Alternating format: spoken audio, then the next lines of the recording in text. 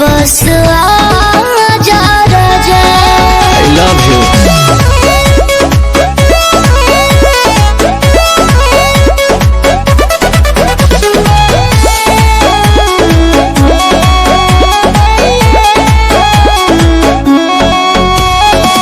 काहेला बारू परेशानिया में ए हमर जान हो जवानिया में लगे जे आईबा संगे सुताईबा तबे नु आग लागी पानिया में।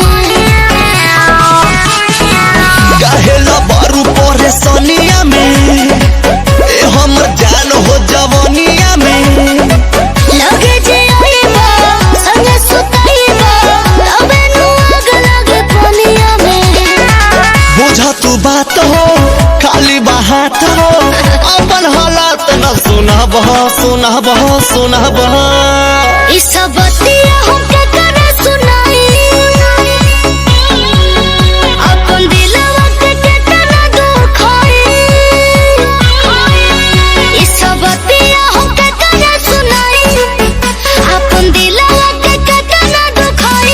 बोले जब जब पुरवैया हो मन बिगड़े सैया हो। बोले जब जब पुरवैया हो मन बिगड़े सैया हो।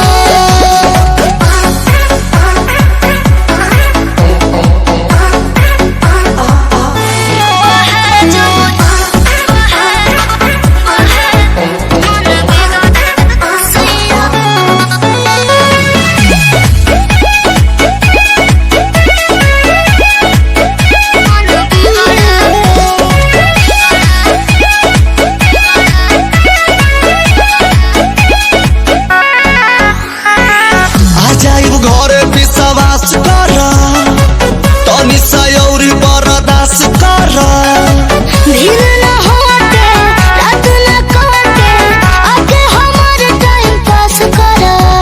अरे चुप रह आइब आ जाइब घरे विश्वास कर तनी सयौरी बर्दाश्त कर दिन न होते रात न काटे आके हमारे टाइम पास करा। बाटे जे दूरी बा मजबूरी बात जरूरी के बताब मन करता कि आज मर जाए तोरा प्यार बिना जिया न जुड़ाए। मन करता कि आज मर जाए तोरा प्यार बिना जिया न जुड़ाए। बहे जब जब पुरवैया हो मन बिगड़े सैया हो। बहे जब जब पुरवैया हो मन बिगड़े सैया हो। आजा रे राजा आजा तू राजा आजा जल्दी से वापस आजा राजा। ठीक बा जल्दी फ्लाइट के टिकट लेके आवतानी।